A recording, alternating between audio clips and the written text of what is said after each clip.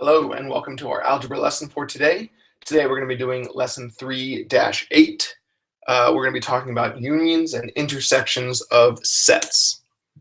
Forgot an S in there. Intersections of sets. Okay, so over the past couple lessons we've been learning about the same standard. We're talking about the similar standards that we have been doing. We've been talking about inequalities and for particularly compound inequalities. So today what we're going to do, Today what we're going to do is we're going to go a little further into these sets, and we're going to be talking about how to group things together. So let's go ahead and get started with our anticipatory set. What we're going to be talking about today is, as I was a kid, the thing I loved more than anything in the world was Legos. I always had trouble organizing my Legos because I was one of those people that would buy a set, I'd build the set, and then I would break it apart and save it somewhere. I wouldn't keep my models out anywhere. I wouldn't keep them forever. I would just build them and then break them down and put them away, so I had a bunch of extra pieces. And I was always confused initially of how to organize my actual Legos. There's one option where I could have taken, if you've ever played with Legos, you'll know the piece that I'm talking about here, which is like, it's not a thick piece, it's just one. It's just one, and you just sort of let it, so it's a 2 by 3, and you have one of those. So I could have done it that way and organized them by piece, but the only problem is there's a bunch of different colors of Legos. So I could have said, all right, I'm going to be doing all the 2 by 3s here, but then I would have a purple one with a yellow one, right? So it would be slightly different, but I could organize all the ones that look like that together. Then there's another part of me that was always thinking, okay, well, you know what? I should organize them by color. It's a lot easier by color. So what I would do is take all the ones that looked like this and any one that really looked any way. So I could even take one of those thick square ones that had the same pattern on. I could even take those single ones that were only like that, the long ones that would have a couple on them. I could put all of those and I could put those together. So I had to decide, and I never really knew. And then, luckily, I didn't have to worry about it too much. One day, my mom decided, since I had so many Legos, I got this big tub that had so many different drawers in it. So I won't draw them all because that would be ridiculous. But it had so many different drawers all the way in it, different size, things like that. So I was able to really break it down and put different pieces, different places. But I needed to be able to label them and organize them. And that's sort of what we're talking about today. We're talking about how you can see when two types of things overlap. So the things I was talking about were similar shapes, similar pieces, or just similar colors. And then from this, those are two different categories I'm talking about, and we're talking about how those overlap today. So let's go ahead and get into our standard for today.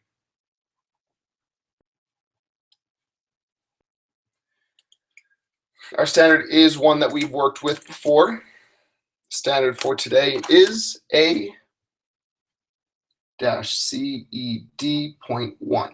And yes, we are going to go ahead and write it down as we always do. And this one states, create equations and inequalities in one variable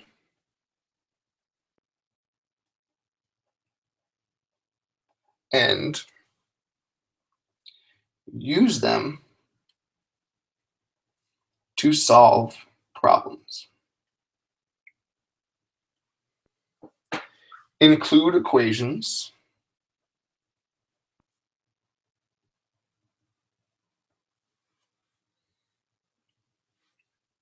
arising from linear and quadratic functions.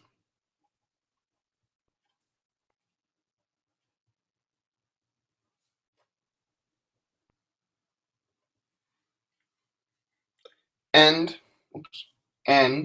simple, rational,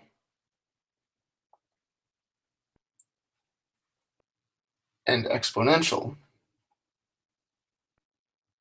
functions. All right, so that's our standard for today, and it is one we've used before, so we've gone over what it talks about. We're using, still using equations and inequalities, things that we can use to organize our numbers, use in different situations. Okay, let's go ahead and get started on our input. And much of our input today is going to be different language of the discipline different language of the discipline words.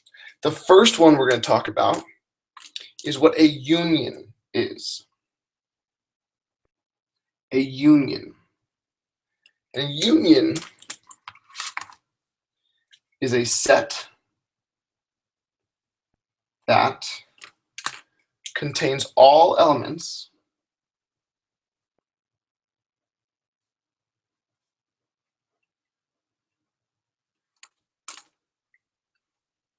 of two or more sets. Okay, and what this looks like, I'll put it in parentheses over here, union, you use a shape that looks like that to say that there is a union happening. So we're going to go ahead and put an example down so you can take a look at it. So what we see here is a Venn diagram, which I know you've seen Venn diagrams before. So there's a Venn diagram. There's always two different sets inside the different categories. All the things that are A, all the things that are B. One good way to think about this is that it's people. So what we're going to show here, and I'm going to go ahead and pick a lighter color that you can see that we fill it in. When we talk about a union, if there's two sets like this, we're talking about everything inside both of these sets. Everything inside both of those sets is considered a union. So for example, a good example of this is if, let's say, someone's putting people in categories and they're saying that all people wearing red shirts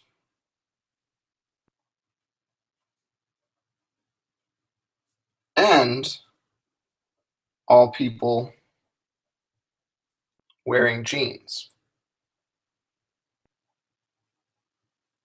So if you are wearing a red shirt, or you're wearing jeans, or you're wearing both, it doesn't matter. What we're saying here is all people wearing red shirts and all the people wearing jeans. So let's take a look at a few people that could be part of this. So first of all, I'm going to go ahead and put a guy in a red shirt right there. You can see he's wearing his red shirt. We'll give him, I don't know, we'll give him orange pants because he's a strange person. Then we have on the other side, over there on B, you'll see people wearing jeans. And let's say he has a green shirt on. So that this person is wearing a red shirt, this person's wearing jeans. Now the person in the middle would be wearing a red shirt and jeans. So you can see all those people are included. Now let's say that there's a person who's wearing a purple jumpsuit over here, not wearing red shirt or jeans. So as you can see, when we talk about a union of these sets, we're talking about, yes, that person, yes, that person, yes, that person, but not that person. This person's wearing a red shirt, this person's wearing a red shirt and jeans, this person's wearing jeans, this person's wearing nothing. Well, no, not nothing. This person's not naked, this person's just wearing other clothes. There we go. Wouldn't be nice to draw a person standing there naked. Okay, let's move on. Next one. So that's a union. Now we're going to talk about an intersection. An intersection is a set of elements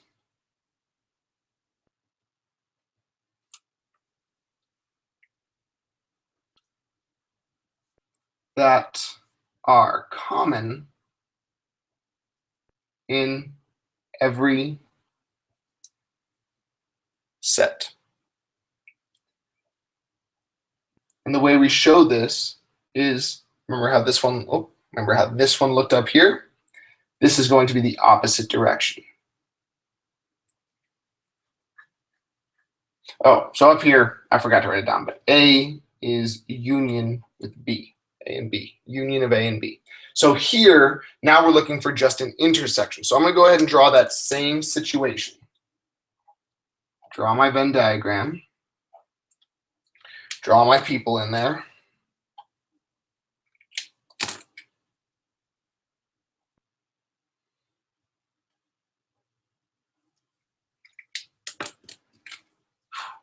So many different colors to keep track of. Okay, so now, and where's my purple jumpsuit guy? Here he is.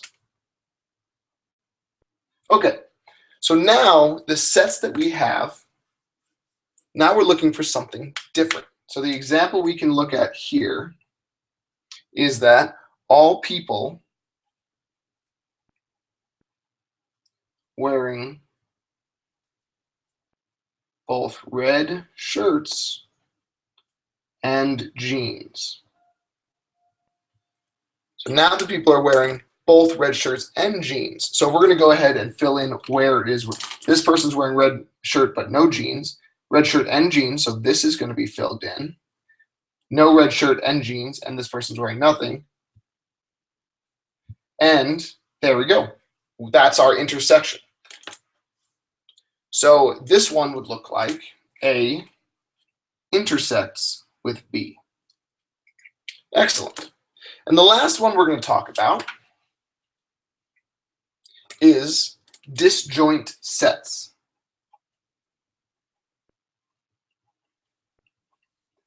Disjoint sets. And disjoint sets are sets that have no elements in common. Sets that have no elements in common.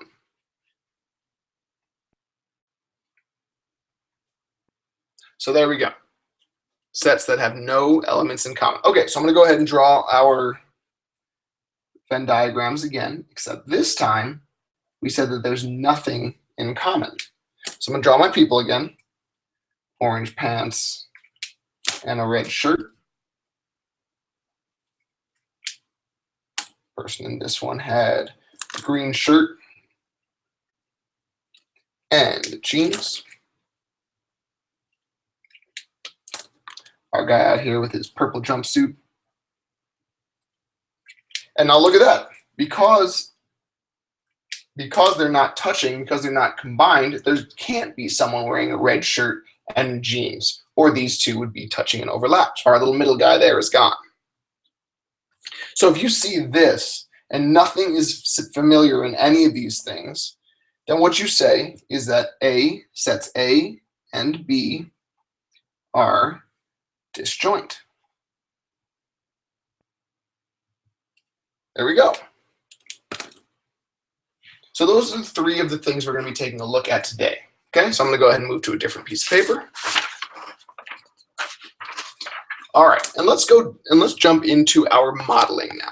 I've gone over what we need to know. Now we just need to see some examples of this being used in action. So let's go ahead and get our modeling. Okay.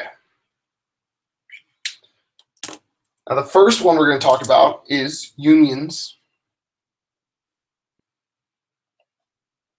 or union of sets. Okay, and let's get number one. All right, so the Broncos play the Chiefs this Sunday.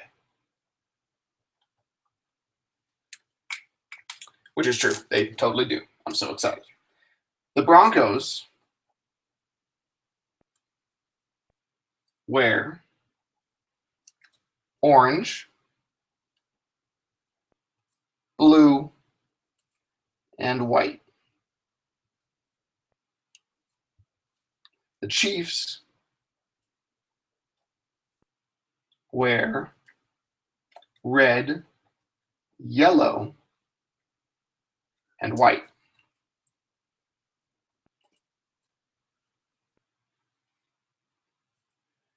What is a set that represents the different colors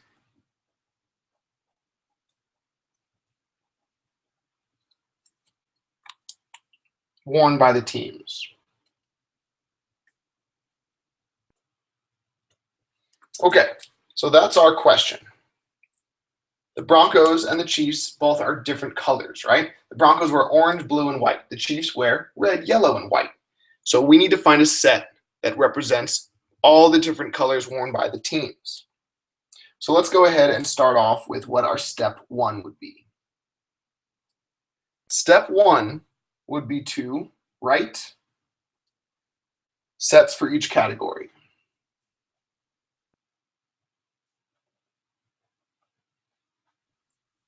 All right, so I'm going to use, we'll use orange for the Broncos and red for the Chiefs. So Broncos. And the Broncos we'll call set B. And set B, and this is how you're drawing a set, orange, blue, white. And then we put a bracket at the end there. Okay, so that's the Broncos. Those are the colors the Broncos use. Now let's go to the Chiefs. So we'll call that set C, and we'll call it red, yellow, and white. And that's our set there. Oh, totally forgot the E on orange. There we go. Okay, so those are our two sets. Now what we need to do, which is step two, is we need to write the union.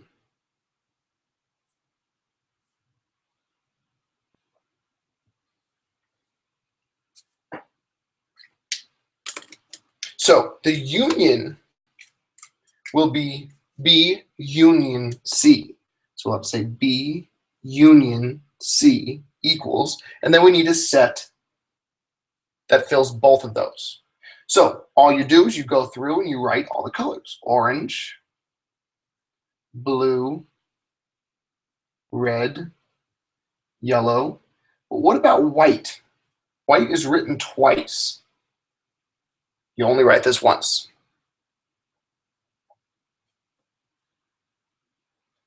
Doesn't matter that it's in both.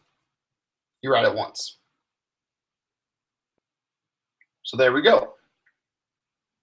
Now, off on the side here, I'm going to do a little visual to help you see this. I'm going to draw a little tiny Venn diagram like we were doing in the other one.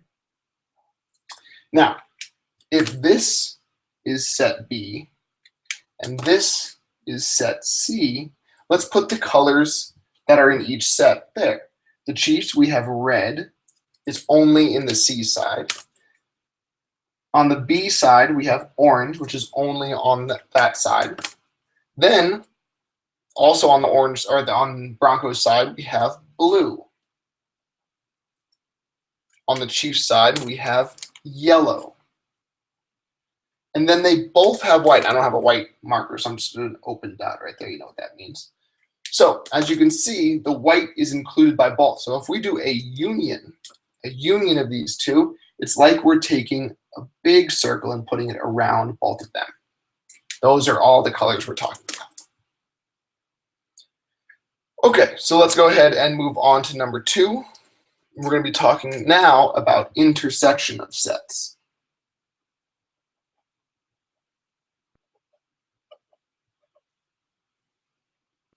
Intersection of sets.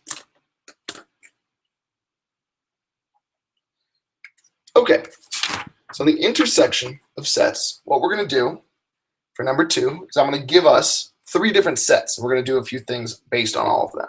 So first, you're going to have set X. set x, and set x equals x. And now this is when we put a rule in. So any x number, which we don't know what it is right now, when x is a natural number less than 19.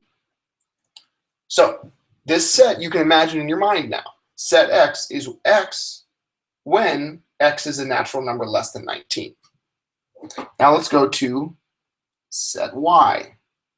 And set y, it's a terrible bracket, is y whenever y is an odd number. Okay, so we have one set, which is a number that's any number less than 19. Set y, which is an odd number. And then we have set z. And set z is z when z is a multiple of 6. So we have 3 different rules that are in our 3 different sets. So part A of this problem is going to be, what is x intersected with z? So we want to see the intersection of x and z. So what we're going to be looking for are multiples of 6 less than 19. So we're looking for multiples of 6 that are also less than 19. Well, if we just want to write out what set x was again,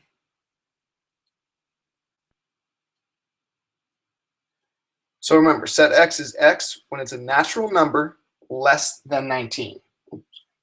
So this would be any number less than 19. 1, 2, 3, 4, 5, 6, 7, 8, 9, 10, 11, 12, 13, 14, 15, 16, 17, 18, 9, oh, not 19. It's less than 19. Okay, so we have our set. I wrote out our entire set of x. So now what we need to do is we need to go through and find the ones that are also multiples of 6. 1 is not 2, is not 3, is not 4, is not 5, is not 6, is a multiple of 6. Also, 12 is. Also, 18 is. So now, when we write our new set, x intersected with z is 6, 12, and 18. And that is our intersecting set. Okay, let's look at B. B, we're going to look for what is y intersected with z. Now we're doing y intersected with z. So what that means, we need to look for odd numbers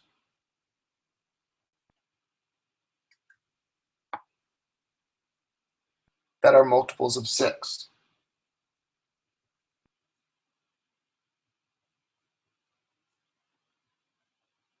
Now, knowing your math, you know that there are no multiples of 6 that are odd numbers. Count up by 6, 6, 12, 18. As you go, every single number is even.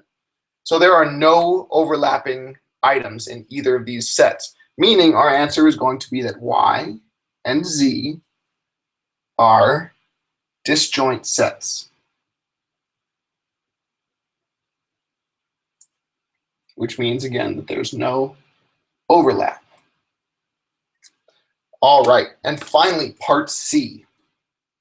And part C is create a Venn diagram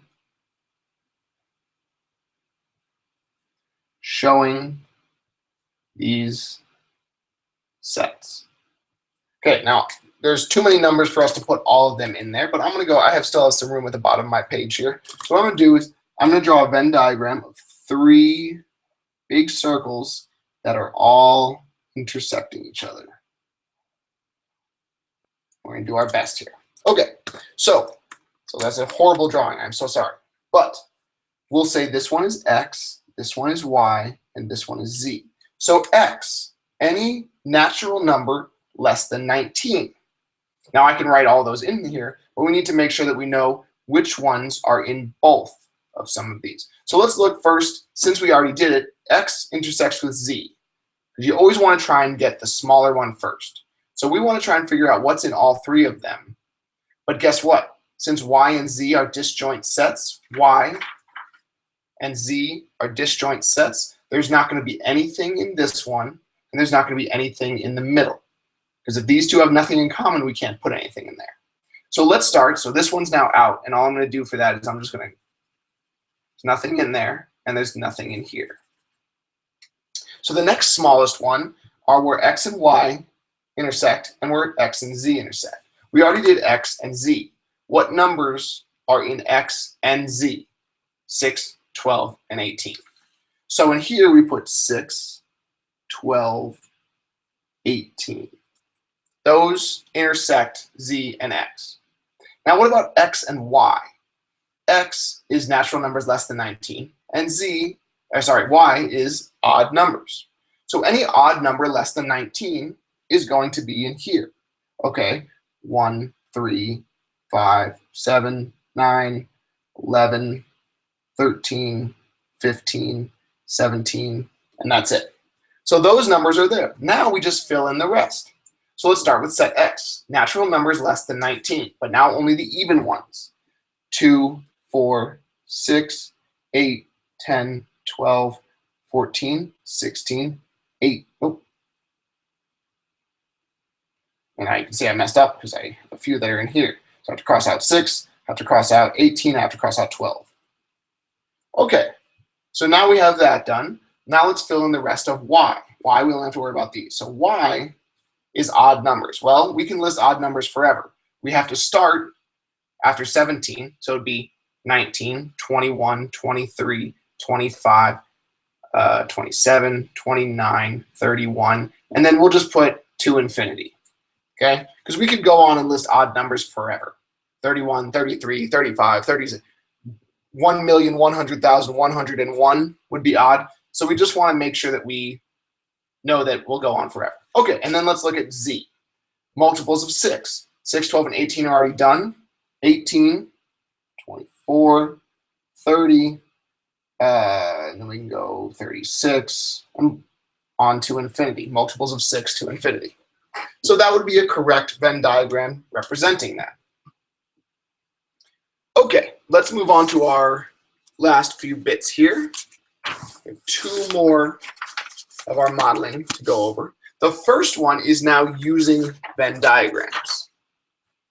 So let's go ahead and use Venn diagrams.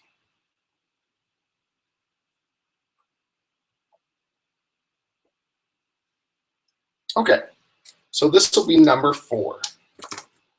Oh, sorry, number 3. Forgot. There we go, number 3. And number 3, we're going to write down the problem. Of 500 commuters,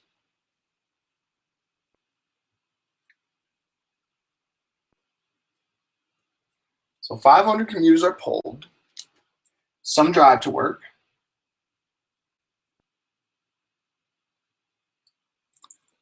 Some take public transportation.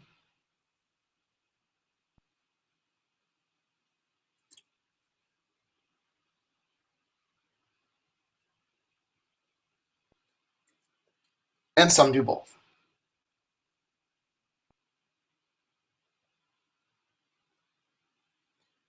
$200 commuters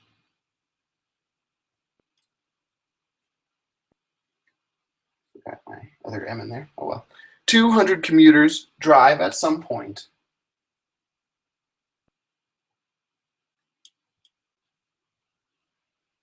on their way to work. 125 use both methods. How many commuters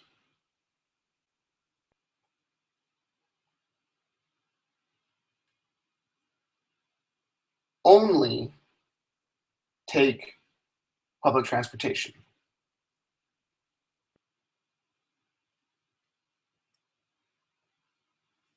Okay, so that's a bit of a long sentence or a long question, but now let's dive into it and actually figure out what it's saying. So we have 500 total people. Some drive, some take public transportation, some do both. Now, I can see, since we're using a Venn diagram, how many circles am I going to have if we have drive, public transportation, and both? Well, the both isn't its own circle, so we're going to have, I'm just going to do drive, whatever, another circle here. So we're going to have two circles, and some do both. 200 commuters drive at some point. Now, that's very important, at some point. That means it's not that they only drive. They may drive and use public transportation. 125 use both methods. How many only use public transportation? So first of all, let's get our Venn diagrams drawn. There's one. There's one. And then this one will be those who drive. This one will be those who use public transportation. Now, if we're looking, we know for certain how many use both. So if we're doing D intersecting with P, we know in the middle here there are 125 people. Now, the other number we know is 200 commuters drive at some point. So I can't put 200 in here. We need to figure out who only drives.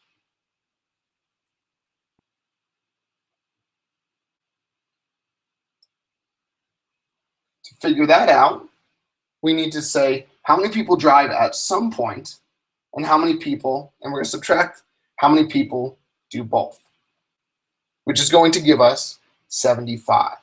So the people who only drive, there are 75 people. Now we can work on getting our final, which would be the total minus the people who drive plus the people who do both. And that would equal only public. So we just fill that in. The total is 500. We subtract 125 plus 75, and that equals our only public. So let's simplify. 500 minus 200 would give us 300. So how many people use public transportation only? 300 people. All right, great. So that's how we use Venn diagrams to visualize our work. Now let's move down and get to our last question. And this one's going to be about solutions to inequalities.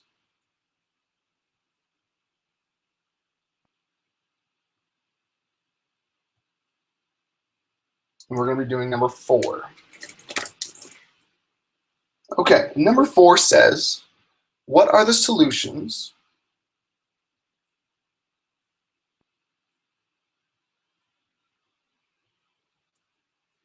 of,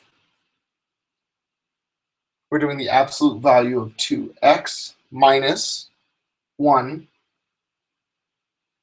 is less than 3. So we're talking about absolute value. So you got to think back to what you did yesterday during that lesson when you learned about absolute value. Okay, now we're going to write the solutions as either the union or the intersection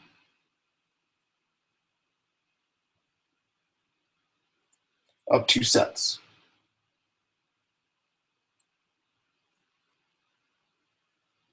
Okay, so first things first, we have a couple steps we have to do to get through this. And just think about this logically. You know how to deal with all of these inequalities. All we're doing now is we're going to add these sets into it.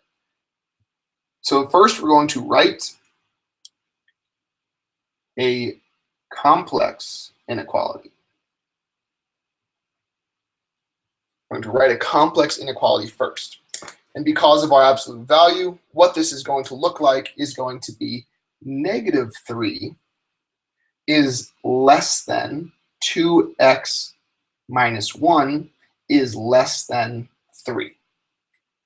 Okay, so we can get to that part pretty easy.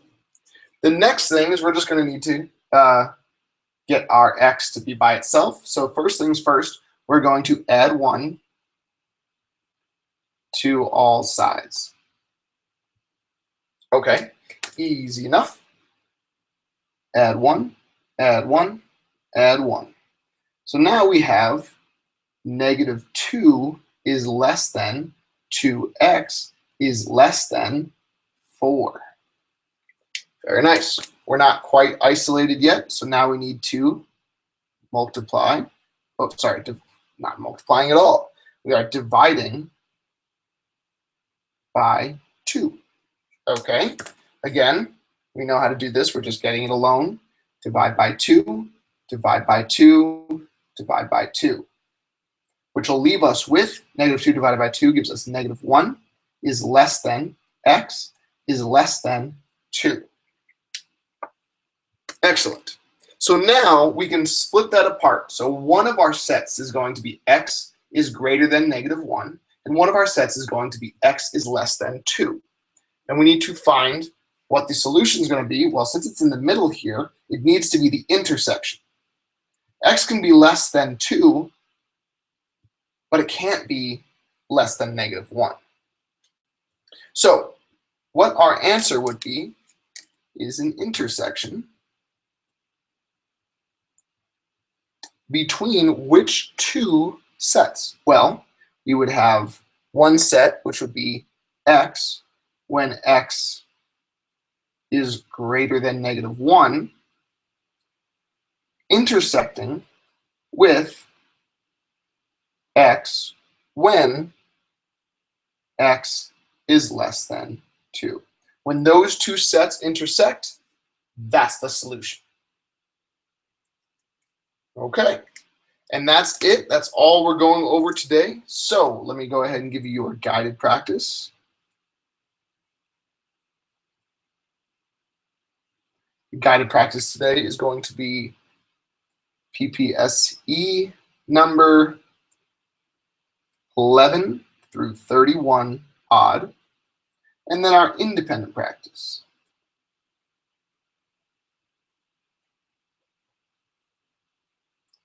Which is going to be